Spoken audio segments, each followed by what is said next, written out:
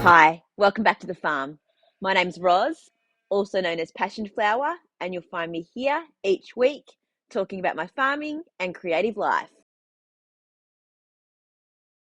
Firstly, thanks to everyone who wished me well on my sore finger. It's actually recovered a lot better than I thought it was going to. Initially thinking that I might have had to have stitches because I just wasn't came to really look at it. It's almost healed. There's a little bit of like really raw skin and like pink scar tissue.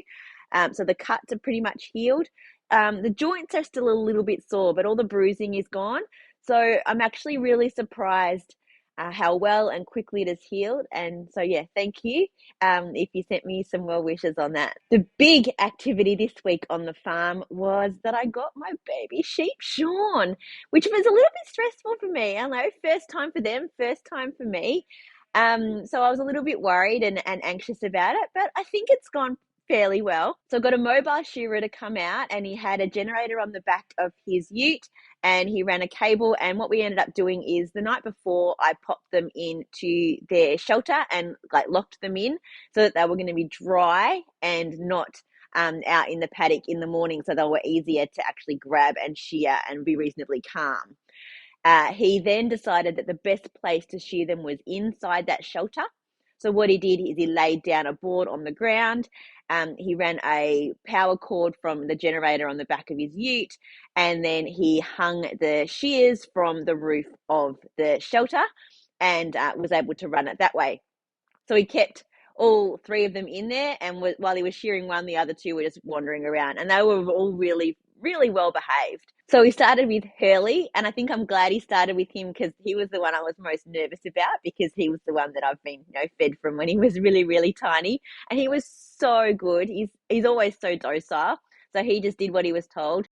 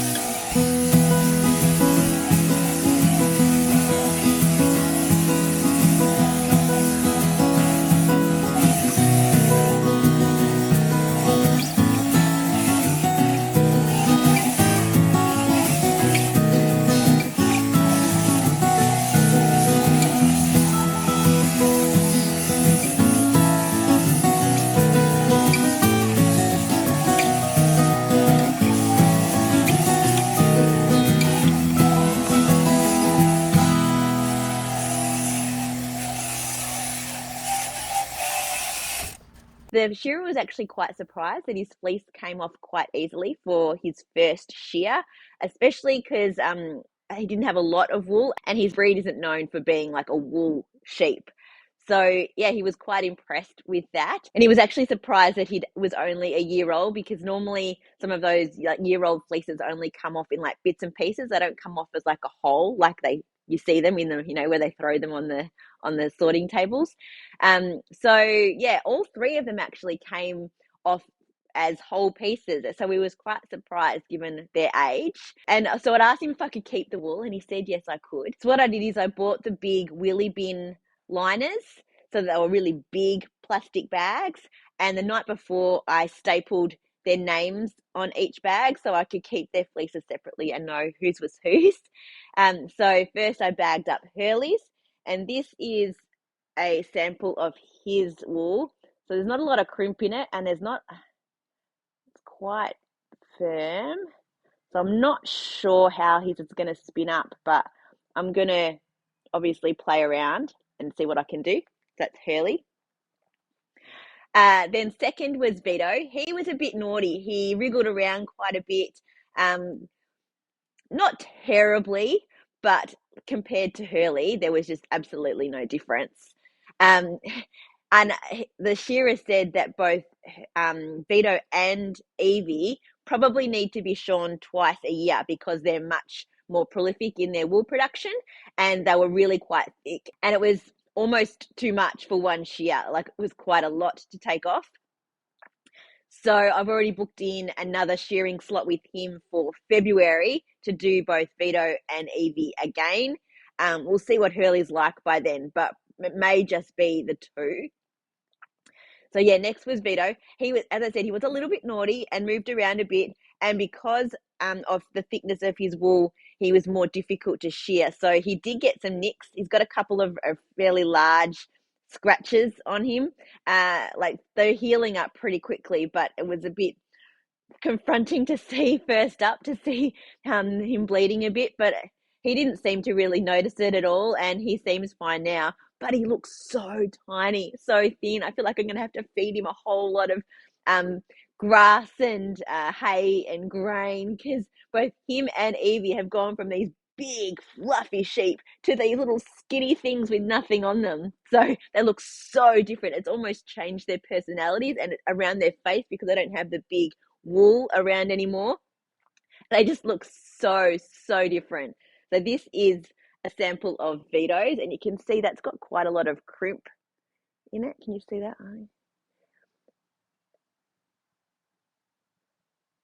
And again, it's reasonably long staple. And finally it was Evie, and she had so much wool, and her fleece is by far the heaviest. She was hard to shear because she had so much wool, but she was better behaved than Vito.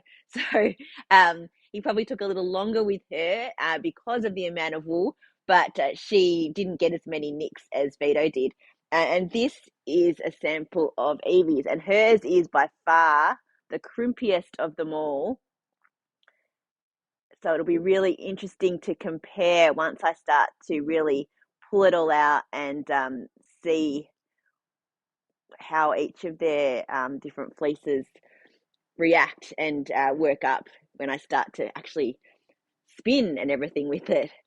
So I'm going to have to do some research now on what to do next. I think I'm going to have to lay each fleece out separately, probably on the floor in the shed here, move some stuff out so I've got a big space, and skirt it, like, so take all of the gnarly bits off the sides, and pick out as much veggie matter as I can, and then decide whether I'm going to wash it or whether I'm just going to try and spin it straight from the grease and the fleece. I kind of need to do, as I said, a little bit of research. This is my first time, and I want to treat these fleeces with respect and hopefully get something like a finished product out of it that I can keep as sort of that souvenir from their first shear.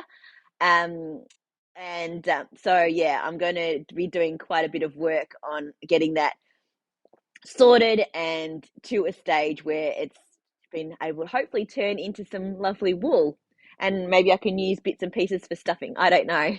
But at the moment, it's just three huge black plastic bags of fleece, and my little tiny thin sheep who need to quickly grow some wool back so that they're keeping warm.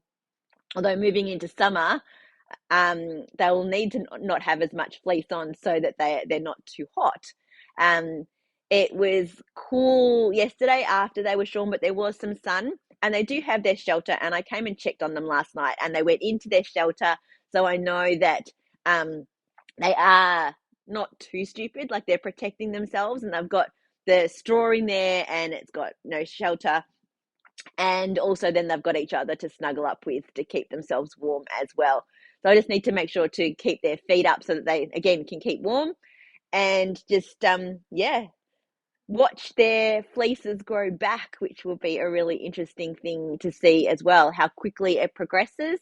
And yeah, getting them back to looking their normal selves with their sort of big fluffy heads for Vito and Evie, whereas Hurley looks pretty much the same. So I've opened up the shed grass area again. I did that yesterday after they were shorn to give them a bit of a feast in there, which they're happy about. They'll probably get some grain over the next few days as well. I didn't realize until I was down in their paddock near the shelter just how muddy it is still down there. We've still had some really, really heavy rain. So yeah, the terrain is quite slippery and muddy, whereas the shed grass area is not as muddy, so they can kind of have a bit of relief from the mud. The forecast is for things to start to warm up gradually this week, and the nights are not getting quite as cold. So yeah, I think that they're going to be fine moving into these warmer months. I've been doing plenty of dyeing this past week. I've now dyed batches of all 6 of my Wonka colorways. I've reskeined the You're Turning Violet Violet. All the others are either hanging to dry or still waiting to be reskeined. So I've got Pure Imagination, To the Fudge Room, Snozberries, Golden Ticket, and Millions of Tiny Pieces. So the work this week is to get all of these reskeined and labelled and mini skeins made out of them as well. And my other job this week, I've just popped in some skeins to soak. I have an idea for a Christmas colorway. It's taken me a while to come up with something that I haven't sort of done before. So yeah, I'm going to do that, which will be fun, a little bit more of a creative process than following a recipe, although I will need to write it down so that I can repeat it if I like it. And I have remembered to put in a smaller skein so that I have something to make a sample out of so that I can knit it up straight away so I can see what it will look like. So yeah, I'm hoping to get that done either today or tomorrow, the dyeing. And so by next week, I should have a Christmas colorway that you might get a little bit of a sneak preview of. Not promising anything, it just depends how I go, but that is my aim. I finished and blocked my non-faded Faded Frenzy with the ribbing on the bottom. What I decided to do, and I talked about this last week, was that I just wet this top section and blocked out the garter along the sleeves rather than blocking the whole thing. And then I just kind of stretched and pinned out the rest to give its shape while it sat. So I haven't dealt with the problem or potential problem of this purple bleeding or extra dye coming out. I'll leave that for future Roz, after she's worn the jumper for the first time and then has to wash it. So I haven't worn it yet, but I have tried it on and I really love it. It's just not warm enough to wear it yet. After finishing the opal hearted socks, I grabbed these ones back out. I had this striping sock sitting on a needle holder because I took the needles off to use for the opal hearted socks because I couldn't find my other pair of sock needles. Who knows where they were at the time. And it was just before the heel. So I finished the heel on this one and then just did a really short cuff. I don't have a lot left of this yarn because the first socks that I made quite long because I wanted to get through a full repeat of the pattern. I think I went through twice of the striping sequence. So they are quite long. So these ones are going to have to be quite short. So I finished this one and then I cast on the second one and I'm just starting the heel on this one now. So this will be done very shortly and I will choose another set of sock yarn and cast on another sock. And I've cast on my next short sleeved jumper project. It is Remuri. I don't know. I can't really pronounce those things, but there's what it will look like with the yoke, and it's mosaic at the top, so you're only using one color at a time. So I have started into the mosaic pattern a little bit. So it's kind of, you can't really see anything yet. It's really interesting because when I cast this on, I thought that this color looked kind of like a cream and this color looked kind of like a gray. And when I've put them together, it's kind of, I mean, it still is a cream, but it's kind of got a pinky tinge to it. And the grey is kind of showing a bit more really light lilac purple. I'm liking how they look together. It's just interesting how, and that's when you sort of put colours together, how they kind of play off each other a little bit. So the pattern's fairly easy to read, except if you don't read it properly. I forgot to do the first lot of increases in the yoke mosaic pattern, and then I wondered why on my next round nothing was matching up, and I was slipping colour that I didn't think I should be slipping, and when I got to the end, the numbers didn't work in terms of the repeat, and it stumped me for a minute, and then I went back and I realised that the row before I should have been doing increases in the repeat and I wasn't. So had to undo 2 rounds and that got me back on track. So now I'm being very careful to check every row and make sure that I am doing the increases when I'm supposed to, because it would have been very funky looking and odd if I had kind of tried to fudge it and moved on. So I'm very glad that I picked up my mistake. So I'm enjoying working on that, but it is a little bit slower because of the mosaic and having to read a chart. But once I'm through that, then it should be zoom, zoom, zoom, because it's just knitting in the round in the one color. Except I'm going to change it and do the alternating color on the sleeve cuffs and on the bottom as well. Well, that's it for another week. Thanks for spending some time with me. If you're enjoying these videos, please give me a thumbs up and subscribe to my channel. And I look forward to seeing you next week on the farm. Bye.